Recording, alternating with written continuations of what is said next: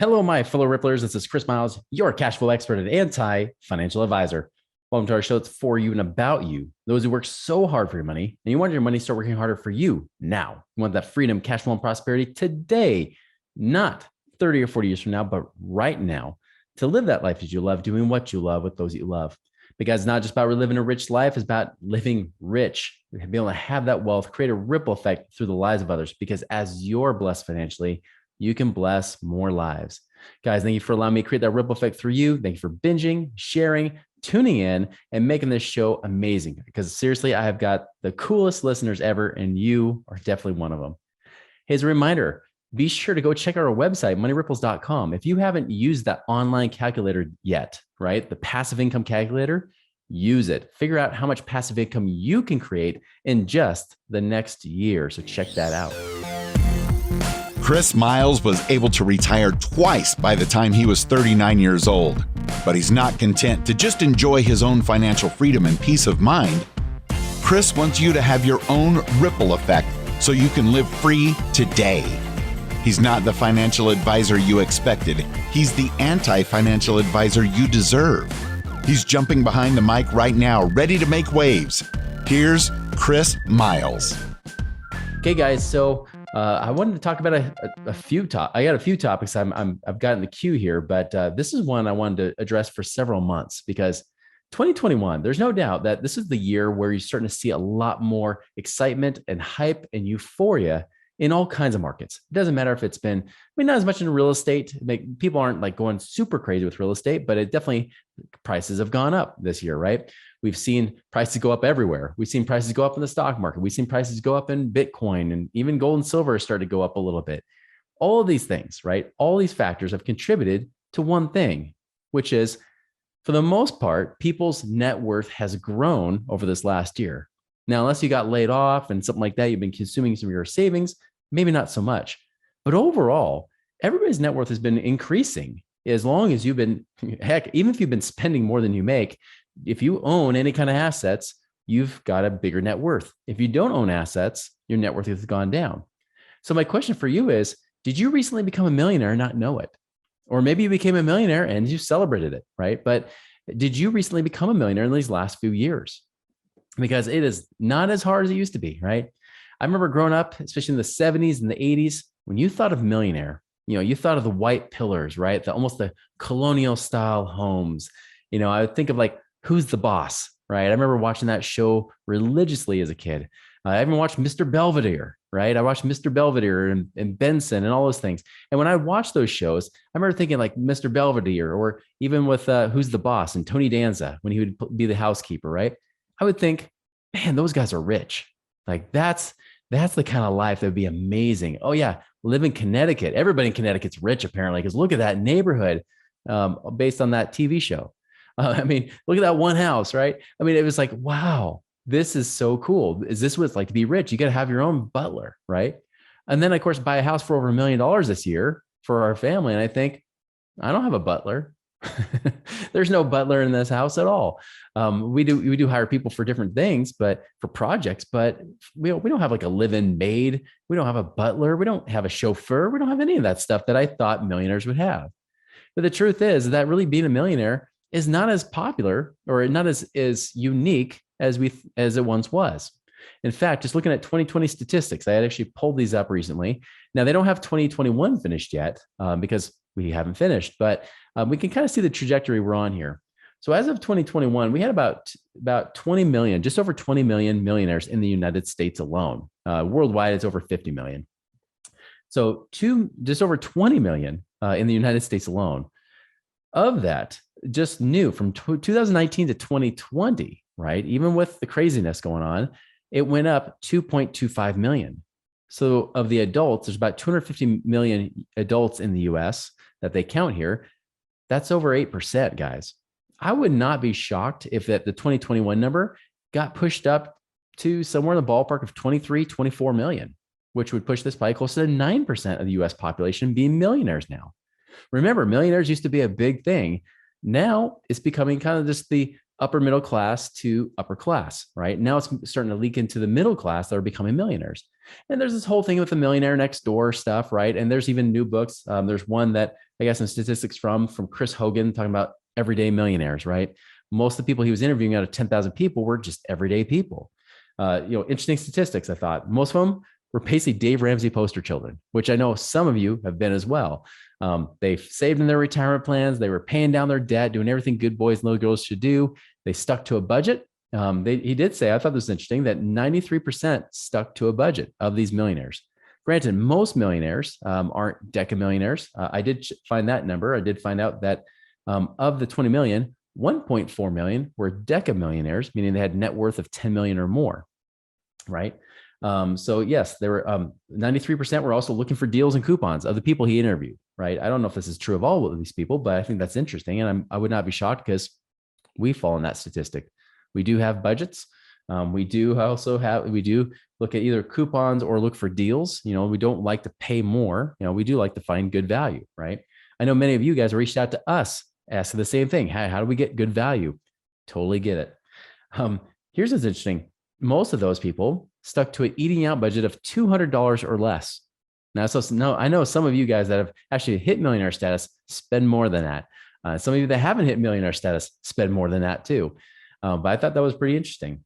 97. I love this statistic. Actually, this one I do put a lot of weight into.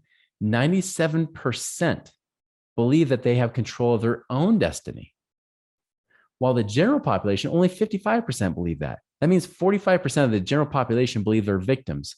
But almost all the people that became millionaires, the main difference is that almost every single one of them believed that they control their own destiny. They weren't doing it by luck.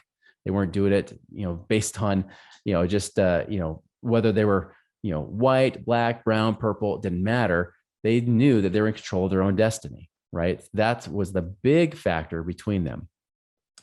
And I've seen this many, many times. Many people stay in poverty because they stay in that victim mentality. And that's a key thing you got to work on, that mindset, to make sure you don't fall into that victim mentality. Millennials, this is just interesting. There wasn't as many, millennials are starting to break into this group, right? Of those that were in this group, the average millennial, the bulk of their assets, it was Bitcoin. No, I'm just kidding. It wasn't Bitcoin. It wasn't Bitcoin, guys, and it wasn't even the stock market. It was real estate. What? The millennials that got there faster did through real estate. The average millennial millionaire, which most of them were between the 1 to 2.5 million range, the average millennial millionaire, said that 10 times fast, had 3 investment properties that they own, or total properties that they own. That's interesting to say because the average millionaire age was 62 years old. 43% only had one house. It was the house they lived in. So that was part of it. By the way, the most dense concentrated place to be a millionaire per capita was New Jersey, which I know I've talked to a lot of you guys from New Jersey. And so New Jersey is the highest per capita, highest millennials percentage came out of California, right? So interesting stuff. But again, 90% they said invested in real estate. So anyways, so the question is are you a millionaire? Did you recently become a millionaire and not know it? What I find fascinating is that here's the thing, is that when you're looking at this, you're looking at net worth. This happens mainly from 2 or 3 places mostly. When you're being a millionaire, it doesn't mean you have to make $1 million a year. It's purely off of how much do you have of that net worth? Where is it gained? And that, of course, came from owning assets. You could have actually done this in the stock market. If you've been invested in the stock market for a while, you could have boosted yourself up towards millionaire status. You might have more than $1 million in the market. You might not. But that might have boosted up, especially as the market's gone up for 13 years in a row, guys. 13 years. We're going to this 13th year of an up stock market. How long is that going to last? Then there's also real estate. Real estate values are higher than ever, right? They've recovered and then some, right? We have places like Phoenix that have seen like a 30% year over year growth of their portfolio. Even if you did nothing else and you just owned a house, and you had say it was a $300,000 home, it gains 30%. That means you gain almost $100,000 or about $90,000 in net worth by doing nothing. If you had a mortgage on that, you paid it down, you might have gained a few thousand more just paying down the mortgage. And if you pay down a few car loans, you might have freed up a few thousand there. In total, you might have gained $100,000 in net worth just by having a house and a few cars, right? So this is the thing I'm talking about. But remember, now let's just say that you have got it to this, or maybe you're on your way, you're getting close to there. Here's the real question that none of these things ever answered, which was this: what kind of income is that net worth producing for them? Not once did they ever say. They talked about all kinds of fun little statistics and everything, right? With all these studies. But not once did they say how much money do they actually have coming in from this net worth? Because here's the problem I see, guys. Many of you have reached out because you have some net worth, right? You might have maybe a few 100,000 net worth. You might have a few million net worth. But the one thing you might both have in common is that your net worth is not paying you. And if your net worth is not paying you, that net worth is worth less. Let me repeat. If that net worth is not paying you income, that net worth is worth less.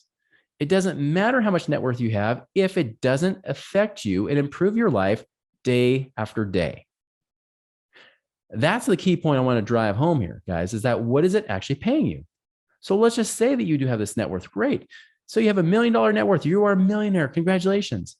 What is it paying you right now? Many of you guys are listeners out there, and I know there's many of you, and we've talked with several of you. The one thing that's very common with those of you that reached out is say, my net worth isn't really paying me much. In fact, I'm not getting paid anything for my net worth, or paying very little. Maybe I make a little bit on this rental property, because I got one or two over here. Maybe I make a little bit over here or there, but for the most part, you're not making a lot. That is the key point, guys, is that I want that net worth to pay me. I don't care how much my net worth is. Yeah, I'm a multimillionaire. Who cares? What does it actually pay me? What does that actually equate to in passive and or residual income? If you have a business, right? You can get residual income there too. But ultimately, how much passive income is that net worth producing for us? That equity in your home, what's it doing for you? Just in the last 2 days alone, I've talked with two people. I think both of them were actually dentists, were aggressively paying down their house, right? But they were not yet at the point of having enough passive income to be free. One of them wants $10,000 a month of passive income. The other wanted $25,000 or so a month of passive income. The problem is they have very little passive income outside of their net worth, even though both of them had net worth well into $1 million to $2 million range. But yet it's still not paying them. Now, what's interesting is that we talked about refinance their mortgage. I said, hey, if we refinance this mortgage, you get this 15-year mortgage. What if we refinance this? One person, I showed her this, we're able to save her and make her, actually. We're actually able to save her about $1,800 a month by refinancing her mortgage. And we can then, if we wanted to, we don't have to, but then we can even pull out equity from the home, invest that to generate a few thousand more a month to get her closer to that $10,000 a month goal. Think about this. If her goal was $10,000 a month, we reduce her mortgage payment by $2,000 a month. Now, remember, she was aggressively paying off her house to free up about $2,000 a month. Actually, that's about what her payment was. So even if she paid off her house, she still have to pay $1,000 a month in insurance costs and taxes, but she was paying about $2,000 a month for the mortgage. But if we can get her mortgage payment down to $200 a month, by setting up as a HELOC instead, for example, not even cashing out equity, just doing a simple HELOC or even just a refinance of her mortgage, then she might save about $1,600 a month. Either way, we're reducing that number. If it's $2,000 a month almost, right? We can now reduce that number from $10,000 a month to just over $8,000 a month. Cool thing is we actually found ways, because as you'll see with an episode coming out here, with ways to free up money on the health insurance side, about $2,000 a month. Boop, brings it down. Now she only needs a little over $6,000 a month. All we need now is about $600,000 or $700,000 for her to invest, which, by the way, she had $3 million to invest. Boom, she can hit it this year, financially independent. The other person was $25,000. We said, hey, if you refinance your mortgages here, and they had a decent rate, but again, high payment for the balance, refinance it to a 30-year mortgage, still getting about a 3% interest rate. We would free up over $1,000 a month there. And then we could pull out more cash that maybe cost them about $500 a month, but that can kick off another $1,500 a month of passive income for them. So the cool thing is we not only can reduce the payment by a net of $500-$600 a month, but then add another $1,500 a month by investing that passive income. $2,000 a month right there, guys. Again, no extra money out of pocket, no extra savings, just reusing the equity that's part of that net worth. Now, if you got savings, even better. Like that couple, they also had $150,000. They were saying, I might want to pull that out of the stock market now. Cool. The 150,000, we could generate probably at least 1,300 to 1,500 a month off that. Great. That just bumps up the number even more, right? They also had money just sitting in savings. I know a lot of you guys have had money just sitting around in savings and losing to inflation not even each year, each month we're losing to inflation, right? Getting that money again to work for them. They actually had about 700,000 sitting in savings. Even if we only used 500,000, let the 200,000 just, sit there, be in reserves, diversify. We're actually doing some infinite banking stuff with that so they can diversify that savings and make more than 0.nothing%.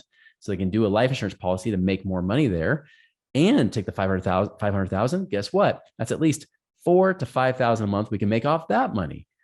So that's just pushing that number even higher. Now they're getting up over 6,000 a month of total freed up cash and or passive income. Again, just by shifting things around, moving it around, and then you can reinvest that money, create this income snowball in your situation. And that's the three areas I see people, again, where there's money locked up in prison. Home equity. By the way, this other couple also had equity in their office building. We didn't even talk about that. And that's another option too, to free up cash as well. We could probably get them closer to 8,000 to 10,000 a month by the end of this year. But home equity, we got savings, and we've got retirement or investment accounts. Those three areas are the places we generally find the most possibility. Now, that's not all. I mean, there was one client we just had recently where they were looking to invest the money, but then when we saw some of the situation, we said, wait, looking at some of the debt, like mortgages and things like that, if we refinance and do some things and pay off certain loans based on that cash flow index that I teach in the previous episode, we could actually free up 4,000 a month, even before we invest any money. And so that couple, they got the ability to pack away roughly about $80,000 a year, right? Over $80,000 a year they can now put away to invest.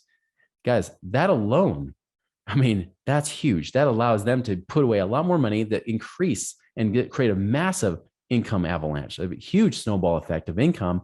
Passive income that comes in, increases by at least $1,000 to $2,000 every single year as they start approaching that financial independence number, that freedom number, as some of my friends would call it, right? Some of my dental friends out there, shout out to you guys.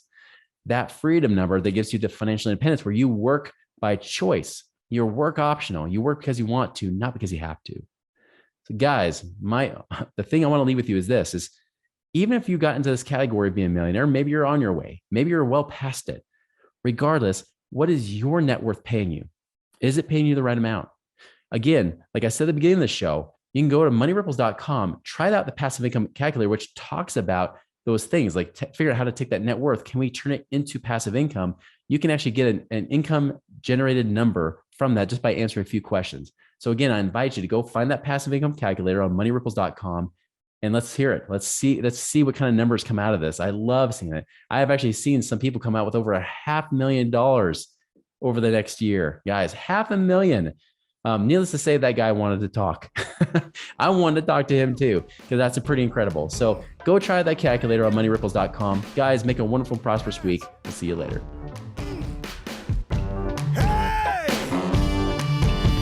Visit us online at moneyripples.com for more resources to help you fix money leaks and get your money working harder for you now.